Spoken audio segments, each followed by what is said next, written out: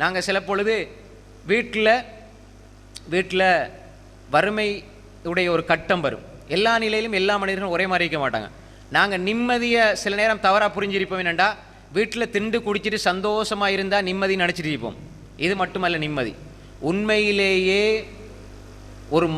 ஒரு வீட்டில் காலையில் சாப்பிட்றாங்க, பகலில் நல்ல சாப்பாடு இல்லை, இரவிலையும் சாப்பிட்றாங்க. இந்த நிலை எங்களுக்கு கஷ்டம், எங்களுக்கு பிரச்சனைன்னு சொல்கிற ஒரு மனிதனை தாண்டி வீட்டில் 3 வேளை சாப்பிட்றாங்க. இப்படியும் ஒரு குடும்பம் இருப்பாங்க.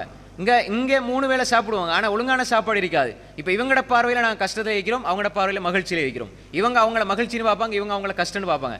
மார்க்க ரீதியாக பார்ப்பதாக இருந்தால், எந்த வீட்டுக்குள் தொழுகை இல்லையோ, அல்லாஹுடைய திக்ர் இல்லையோ, அல்லாஹுடைய சிந்தனை இல்லையோ, அல்லாஹுக்கு கட்டுப்படுகிற தன்மை இல்லையோ, எந்த வீட்டுக்குள்ள பாவம் நடைபெறுதோ அந்த வீடு தான் வறுமையில் இருக்கிறது, அந்த வீடு தான் கஷ்டத்தில் இருக்கிறது, அந்த வீடு தான் துக்கத்தில் இருக்கிறது, துயரத்தில் இருக்கிறது. ரசூல் ஸல்லல்லாஹு அலைஹி வஸல்லம் உடைய வீடு ஒரு பிறை பார்த்தோம், 2வது பிறை பார்த்தோம், சாப்பாடு எதுவுமே இல்லை, வெறும் தண்ணி ஈச்சம்பழம், அதுவும் சில பொழுது இல்லை. அப்போ ரசூல் ஸல்லல்லாஹு அலைஹி வஸல்லம் அல்லாஹ்விடத்தில் துஆ கேட்டா, அல்லாஹ்விடத்தில்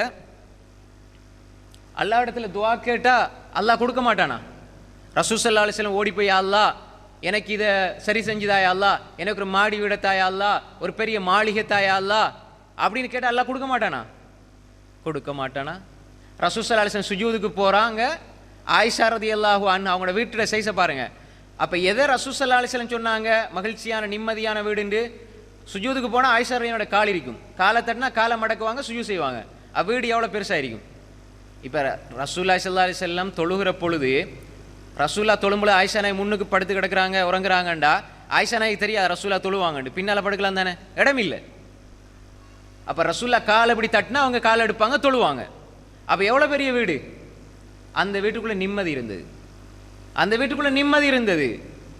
அதனால தானே அந்த நிம்மதியைத்தானே சொர்க்கத்திலும் ஆயிஷா எனக்கு மனைவி, ஹப்சா எனக்கு மனைவி. அன்புக்குரிய சகோதரிகளை, தாய்மார்களே, வீடு பெருசாக இருக்குது, வீட்டில் இருக்கிற பொருள்கள் அதிகமாக இருக்குது, அல்ல நிம்மதி.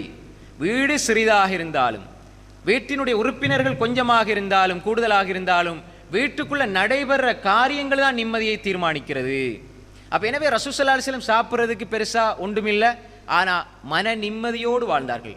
ரசூலா கவலைப்பட்டாங்களா? கவலைப்பட்டாங்க. இந்த உம்மத்தை பத்தி கவலைப்படுறது நிம்மதியை கொடுக்கும். இந்த உம்மத்தை பத்தி கவலைப்படுறது ரசூலாக்கு நிம்மதியை கொடுத்தது.